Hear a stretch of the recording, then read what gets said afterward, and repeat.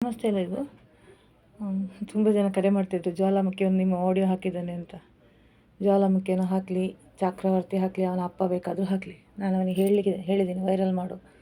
ಯಾಕಂದರೆ ನೋಡಿ, ಈ ಯೂಟ್ಯೂಬರ್ಸ್ಗೆ ದುಡ್ಡಿಲ್ಲ. ಚಕ್ರವರ್ತಿ ಮೇಷ್ಟ್ರಲ್ಲನೇ ಅಲ್ಲ, ಅವನ ನಂಬರ್ ನಿನ್ನೆ ಸಿಕ್ಕಿದೆ. ನಾವು ಫುಲ್ ಟ್ರ್ಯಾಕ್ ಮಾಡಿದ್ವಿ. ಅದು ಅವನ ನಂಬರ್ ಅಲ್ಲ, ಅದು ಬೆಂಗಳೂರಿದ್ದು ಒಂದು ಅಡ್ರೆಸ್ಸಲ್ಲಿದೆ ಆ ನಂಬರು. ಯಾವುದೋ ಫೇಕ್ ನಂಬರಲ್ಲಿ ಅವ್ನು ಮಾಡ್ತಾಯಿದ್ದಾನೆ. ಸೊ ಅವನು ರಿಯಲ್ ಯೂಟ್ಯೂಬರ್ ಅಲ್ಲ. ಅವನು ಮೇಷ್ಟ್ರ ಅಂತಲೇ ಅಲ್ಲ, ಅವ್ನು ಡಬಲ್ ಗ್ರ್ಯಾಜುಯೇಷನು ಇಲ್ಲ.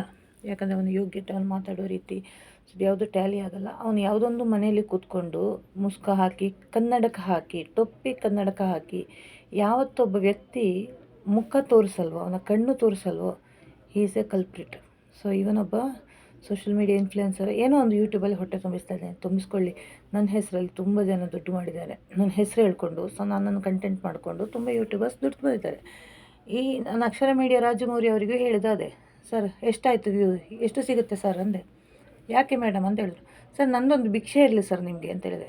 ಯಾಕಂದ್ರೆ ನಾವು ಬ್ರಾಹ್ಮಣರು ಯಾವತ್ತು ದಾನ ಧರ್ಮ ಮಾಡೋರು. ನಾನು ಸುಜಾತ ಭಟ್ಟಿಗೆ ಇತ್ತೀಚೆಗೆ ಅಮ್ಮ, ನೀವು ಯಾರಲ್ಲೂ ದುಡ್ಡು ಕೇಳಬಾರ್ದು, ನಾವು ಯಾವತ್ತು ದುಡ್ಡು ಕೊಡುವವರು, ತುಂಬ ದಾನ ಧರ್ಮ ಮಾಡಿದವರು ಬ್ರಾಹ್ಮಣರು. ಸೊ ನನ್ನಿಂದ ಹೋಗಿ ಇವುಗಳಿಗೊಂದು ಭಿಕ್ಷೆ, ಹೊಟ್ಟೆ ತುಂಬಿಸ್ಲಿಕ್ಕೆ. ಜ್ವಾಲಾಮುಖಿ ಒಂದು ಸ್ವಲ್ಪ ವಯಸ್ಸಾಗಿದೆ ಅಜ್ಜ, ಅವನಿಗೆ ಹೊರಗೋಗಿ ದುಡಿಯೋಕ್ಕೆ ಆಗಲ್ಲ. ಚಕ್ರವರ್ತಿಯನ್ನು ಬಿಡಿ, ಅದು 3 ಬಿಟ್ಟವನು ಅವನು.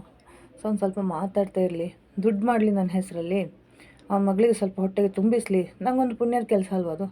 ಸೊ ನಾನು ಇದ್ರ ಬಗ್ಗೆ ಲೀಸ್ಟ್ ಬಾದರ್ಡು. ಮತ್ತು ನಿನ್ನೆ ಒಬ್ಬರು ಅಕ್ಕ ಅಂದರೆ ನನಗೆ ಹೋರಾಟದಲ್ಲಿ ಪರಿಚಯ ಆದ, ನನ್ನನ್ನು ತುಂಬ ಪರಿಚಯ ಇರುವ ಅಕ್ಕ, ಅವರು ಹೇಳಿದರು, ತುಂಬ ಮಾತಾಡಿದರು, ಅನಿತಾ ಜಸ್ಟ್ ಇಗ್ನೋರ್. ಇದನ್ನೇ ನನಗೆ ACP ಅವರು ಹೇಳಿದರು. ಬೆಂಗಳೂರಲ್ಲಿ ನಾನು ACP ಅವರು ಇಲ್ಲಿ ಹೋಗಿದ್ದೆ, HSS ಸ್ಟೇಷನಲ್ಲಿ. ನಾನು ಸುಜಾತ ಭಟ್ ಮೇಡಮ್ ಹೋಗಿದ್ದರು. ಒಂದು ಮುಕ್ಕಾಲು ಗಂಟೆ ನಮ್ಮಲ್ಲಿ ಪರ್ಸ್ನಲಿ ಮಾತುಕತೆಯಾಗಿ ಅವ್ರು ಹೇಳಿದ್ದು, the best solution is ignore ಮಾಡಿ ಅಂತ.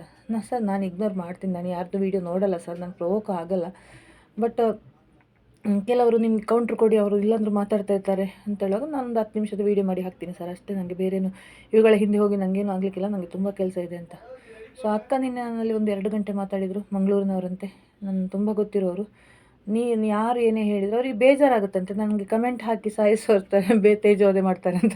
ನಾನು ಹೇಳಿದೆ, ನಾನು ಮೊದಲೆಲ್ಲ ಕಮೆಂಟ್ ಆಫ್ ಮಾಡಿಟ್ಟೆ. ಕಮೆಂಟ್ ಆಫ್ ಮಾಡಿದ್ರೆ ಇವುಗಳ ಗೋಳು, ಕಮೆಂಟ್ ಆಫ್ ಮಾಡಿಟ್ಟಿದ್ದೀನಿ ಅಂತ. ಇವುಗಳಿಗೆ ಏನಾದರೂ ಬಾಯಲ್ಲಿ ಇದು ಬರಿಬೇಕಲ್ಲ, ಆಯಿತು ಕಮೆಂಟ್ ಆನ್ ಮಾಡಿಟ್ಟೆ. ಮೊದಲೆಲ್ಲ ಡಿಲೀಟ್ ಮಾಡ್ತಿದ್ದೆ ನನಗೆ ಕೇಳಲಿಕ್ಕೆ, ಬೇರೆಯವ್ರು ನೋಡ್ತಾರೆ. ನನಗೆ ಈಗ ಅದು ಇಲ್ಲ, ಕಮೆಂಟ್ ಹಾಕಿರ್ತೀನಿ. ಅವರು ಹಾಕಲಿ, ಎಂಜಾಯ್ ಮಾಡಲಿ, ಖುಷಿ ಪಡಲಿ. ವಿಕೃತ ಕಾಮಿಗಳು ಅಂತ ಹೇಳ್ತಾರಲ್ಲ, ಇವುಗಳೆಲ್ಲ ವಿಕೃತ ಕಾಮಿಗಳು ಅಂತ ಹೇಳ್ತಾರೆ ಇವುಗಳಿಗೆ. ಕಮೆಂಟ್ ಹಾಕಿ ಸಾಯಿಸ್ತಾರಲ್ಲ, ಕೆಲವರು ಒಳ್ಳೆ ಕಮೆಂಟ್ ಹಾಕ್ತಾರೆ ಬಿಡಿ. ನನಗೆ ಖುಷಿ ಆಗೋದು ಅಂದರೆ ಡಿ ಗ್ಯಾಂಗ್ನವರು ನನಗೆ ತುಂಬ ಒಳ್ಳೆ ಕಮೆಂಟ್ ಹಾಕ್ತಾರೆ. ಯಾಕಂದರೆ ಅವರಿಗೆ ಗೊತ್ತಾಗಿದೆ ನಿಮಗೆ ಸತ್ಯ ದರ್ಶನ ಆಗಿದೆ, ಇವ್ರದ್ದು ಸತ್ಯ ವಿಚಾರ ಇದಾಗುತ್ತೆ ಅಂತ. ಮತ್ತು ಅವ್ರ ಅಕ್ಕಂದಿದ್ದು ಮಹೇಶಣ್ಣನ ಮಾತ್ರ ಟಾರ್ಗೆಟ್ ಮಾಡಬೇಡಿ ಅಂತ. ಮಹೇಶಣ್ಣನ ಮೇಲೆ ಕೆಟ್ಟ ಅಭಿಪ್ರಾಯ ನನಗಿಲ್ಲ. ಆದರೆ ಮಹೇಶಣ್ಣನ ಹೋರಾಟಕ್ಕೆ ಬಂದ ಉದ್ದೇಶ ಸೌಜನ್ಯನಿಗೆ ನ್ಯಾಯನೋ ಅಲ್ಲ ವೀರೇಂದ್ರ ಹೆಗ್ಡೆ ಅವರ ಬಗ್ಗೆ ಇರುವ ವೈಯಕ್ತಿಕ ದ್ವೇಷನ ಅಂತ ಸ್ವಲ್ಪ ಗೊಂದಲ ಇದೆ. ನೋಡೋಣ, ಕಾಲವೇ ಉತ್ತರಿಸಲಿ ಅದಕ್ಕೆ. ಮತ್ತು ಗಿರೀಶ್ ಮಟ್ಟಣ್ಣನ ಮಾತ್ರ ನೋ ಎಕ್ಸ್ಕ್ಯೂಸ್. ಆ ವ್ಯಕ್ತಿ ನನ್ನನ್ನು ಮುಂದೆ ನಿಂತು ನನ್ನ ಬಾಯಿಂದೆಲ್ಲ ಬರೆಸಿ ಸೋಷಿಯಲ್ ಮೀಡಿಯಾದ ಒಂದು ಗ್ರೂಪ್ ಮಾಡಿದ್ದಾರೆ. ಅವರು ಏನೇನೋ ಪೋಸ್ಟ್ ಮಾಡಬೇಕು, ಯಾರನ್ನೆಲ್ಲ ಟಾರ್ಗೆಟ್ ಮಾಡಬೇಕು, ನನ್ನ ಮೈಂಡ್ ಫುಲ್ ಹಾಳು ಮಾಡಿ, ಬೀಡಿನಲ್ಲಿ ಗಲಾಟೆ ಆಗ್ತಿದೆ ನೋಡಿ, ಅದರ ಬಗ್ಗೆ 1-2 ಬರೀರಿ. ನನ್ನನ್ನು ಫುಲ್ಲು ಸೋಷಿಯಲ್ ಮೀಡಿಯಾದಲ್ಲಿ ನಾನು ಯೂಸ್ ಮಾಡಿ ಇಂಡೈರೆಕ್ಟ್ಲಿ, ನಂಗೆ ಗೊತ್ತಿರಲಿಲ್ಲ ಅದು. ದೆನ್ ಹಿ ಟ್ರ್ಯಾಪ್ ಮೀ, ನನ್ನ ಮೇಲೆ ಕೇಸ್ ಹಾಕಿಸಿ ಲಾಸ್ಟ್ ಆ ವ್ಯಕ್ತಿ ಕೇಸ್ ಹಾಕಿದಾಗ ತಪ್ಪಿಸ್ಕೊಳ್ತಾನೆ. ಸಮನ್ಸ್ ರಿಸೀವ್ ಮಾಡಿದ್ರೆ ನಾನು ಮಾತ್ರ ಬಲಿಪಶು ಆಗ್ತೀನಿ. ಎಸ್, ಅದಕ್ಕೆ ದೇವರು ಸರಿಯಾದ ಶಿಕ್ಷೆ ನೀಡ್ತಾರೆ. ಮುಂದೊಂದಿನ ಗಿರೀಶ್ ಮಟ್ಟಣ್ಣ ಹುಚ್ಚನಾಗಿ ತಿರುಗಾಡುವ ಸಮಯ ಹತ್ತಿರ ಬಂತು. ಯಾಕಂದರೆ ನಿನ್ನೆ ನನಗೆ ಧಾರವಾಡದಲ್ಲಿ ರಮೇಶ್ ಸರ್ ಮಾತಾಡಿದಂಗೆ, ರಿಟೈರ್ಡ್ ಎಂಪ್ಲಾಯಿ ಅವ್ರು ಹೇಳಿದಾಗೆ, ಮೇಡಮ್ ಒಂದು ಉಪಕಾರ ಮಾಡಿರಿ, ನೀವು ಹಿಂದೂಗಳನ್ನು ಹೊಡಿತಾ ಇದ್ದಾನೆ ಅವನು ಅಂತ. ನೋಡಿದಲ್ಲ, ನಾನು ಇನ್ನೊಂದು ಪೋಸ್ಟ್ ನೋಡಿದೆ. ಅವತ್ತು ಹುಸಿ ಬಾಂಬ್ ಇಟ್ಟು ಇಡೀ ಬೆಂಗಳೂರಿನವರ ಶಾಂತಿ ಕೆಡಿಸಿದ. ಇವತ್ತೊಂದು ಬುರುಡೆ ಹಿಡ್ಕೊಂಡ್ಬಂದು ದಕ್ಷಿಣ ಕನ್ನಡದವರ ಹಿಂದೂಗಳ ಮಧ್ಯೆ ಒಡೆದಾಡುವ ಒಂದು ಸಿಚುವೇಶನ್ ನಮಗೆ. ನಾನು ನಿನ್ನೆ ಒಂದು ಹೇಳಿದ್ದೆ, ಉಲ್ಲೇಖ ಮಾಡಿದ್ದೆ ನೋಡಿ. ಶಿವರಾತ್ರಿ ಟೈಮಲ್ಲಿ ದೇವಸ್ಥಾನಕ್ಕೆ ಜನ ಬರ್ತಿಲ್ಲ ಅಂತ ಖುಷಿ ಪಡುವ ವ್ಯಕ್ತಿ, ಅವನು ನಿಜವಾದ ದೈವ ಭಕ್ತ ಆಗಿದ್ದರೆ, ಅಣ್ಣಪ್ಪ ಮಂಜುನಾಥದ ಭಕ್ತ ಆಗಿದ್ದರೆ, ದೇವಸ್ಥಾನ ಟಾರ್ಗೆಟ್ ಅಲ್ಲ ಅಂದರೆ ಅದನ್ನು ಹೇಳುವ ಅಗತ್ಯ ಇರಲಿಲ್ಲ. ಆಡಳಿತ ವರ್ಗದವರು ಯಾರೇ ಆಗಿರಲಿ, ನನಗೆ ಅದರ ಬಗ್ಗೆ ನಮಗೆ ಬೇಡ. ಅವರು ಜೈನರ ಹಿಂದೂಗಳು ನಮಗೆ ಬೇಡ. ಬಟ್ ಅಣ್ಣಪ್ಪ ಮಂಜುನಾಥ ಎಂಬ ನಮ್ಮ ದೇವರು ಸತ್ಯದಾನೆ. ನನ್ನ ಮನೆಯಲ್ಲಿ ಹೇಳಿದ ಅಷ್ಟೇ, ನೀನು ಯಾರಿಗೆ ಬೇಕಾದರೂ ಮಾತಾಡ್ಬೋದು, ದೇವಸ್ಥಾನ ದೇವರ ಬಗ್ಗೆ ಮಾತಾಡಬೇಡ. ಆ್ಯಕ್ಚುಲಿ ನಂದು ಹಿಂದೂ ಧರ್ಮಕ್ಕಿಂತ ನಾನು ಇದು ಕೊಡೋದು ನನ್ನ ಮನುಷ್ಯತ್ವ ಮಾನವೀಯತೆ ಧರ್ಮಕ್ಕೆ. ಬಟ್ ಧರ್ಮಸ್ಥಳ ಎಂಬ ಒಂದು ಪುಣ್ಯಕ್ಷೇತ್ರ, ನಾವು ತುಂಬ ಹೆಮ್ಮೆಯಿಂದ ಹೇಳಿಕೊಡ್ತಿದ್ದ ಒಂದು ಕ್ಷೇತ್ರ. ಮೊದಲು ನಾನು ಇದೇ ವೀರೇಂದ್ರ ಹೆಗ್ಡೆ ಅವರ ಬಗ್ಗೆ ತುಂಬ ಗೌರವ ಇಟ್ಕೊಂಡಿದ್ದೆ, ಎಲ್ಲರೂ ಕೂಡ, ಆಯಿತಾ. ಆ ಒಂದು ವ್ಯಕ್ತಿಯ ಇಮೇಜನ್ನು ನಮಗೆ ನೆಗೆಟಿವ್ ಆಗಿ ಬಿಂಬಿಸಿ, ಸೊ ನಮ್ಮ ಇಡೀ ದಕ್ಷಿಣ ಕನ್ನಡದವರ ಶಾಂತಿ ಕೆಡಿಸಿದ ಒಬ್ಬ ವ್ಯಕ್ತಿ ಗಿರೀಶ್ ಮಟ್ಟಣ್ಣನವರು. ಓಪನ್ ಆಗಿ ಹೇಳ್ತಾ ಇದ್ದೇನೆ. ಸೊ ನಾವು ಎಚ್ಚೆತ್ತುಕೊಳ್ಳೇಬೇಕು, ಹಿಂದೂಗಳು ನಾವು ಎಚ್ಚೆತ್ತುಕೊಳ್ಳೇಬೇಕು. ಹಿಂದೂಗಳು ಅಂತಲ್ಲ, ಎಲ್ಲ ವರ್ಗದವರು ಈ ವ್ಯಕ್ತಿ ಯಾಕೆ ಈ ಹೋರಾಟಕ್ಕೆ ಬಂದಂತ ಅದರ ಹಿಂದೆ ಒಂದು ದೊಡ್ಡ ಸ್ಟೋರಿ ಇದೆ, ಅದು ಬೇರೆಯವರು ಹೇಳ್ತಾರೆ ವಿದ್ ದಾಖಲೆ ಸಮೇತ. ಸೊ ನಾನಿಲ್ಲಿ ಹೇಳೋದು ಸರಿಯಾಗಲ್ಲ, ಯಾಕಂದರೆ 2 ವರ್ಷ ಅವರ ಜೊತೆಗೆ ಇದ್ದವಳು, ಅದು ತಪ್ಪಾಗುತ್ತೆ ನಾನು ಹೇಳೋದು. ನನಗೆ ವೈಯಕ್ತಿಕವಾಗಿ ಅವರ ಬಗ್ಗೆ ಏನು ದ್ವೇಷ ಇಲ್ಲ, ಆದರೆ ಅವರು ಈ ಬುರುಡೆ ಹಿಡ್ಕೊಂಡು ಬಂದು ಮಾಡಿದ ಕಿತಾಪತಿ ಇದೆಯಲ್ಲ, ಒಂದು ಸುಜಾತ ಭಟ್ ಅವರನ್ನು ಟ್ರ್ಯಾಪ್ ಮಾಡಿದ್ದು, ಅದು ನನಗೆ ತುಂಬ ದ್ವೇಷ ಇದೆ. ಆ ವಯಸ್ಸಾದ ಹೆಣ್ಣು ಮಗಳನ್ನು ಒಂದು ಪ್ರಕರಣಕ್ಕೆ ಸಿಕ್ಕಿಸಿ ಲಾಸ್ಟಿಗೆ ಅರ್ಧ ದಾರಿಯಲ್ಲಿ ಮಹೇಶನ್ನ ರಾತ್ರಿ ಮನೆ ಬಿಟ್ಟು ಹೋಗಿ ಏನಾದರೂ ಮಾಡ್ಕೊಳ್ಳಿ ಅಂತ ಹೇಳಿದ್ದು, ಗಿರೀಶ್ ಕೂಡ ಸಪೋರ್ಟ್ ಮಾಡಿಲ್ಲ. ಸೊ ಅವರಿಬ್ಬರು ಸ್ಟ್ರಾಂಗ್ ಆಗಿ ನಿಂತಿದ್ರೆ SIT ತನಿಖೆಯನ್ನು ಅವ್ರು ಎದುರಿಸ್ತಿದ್ರು.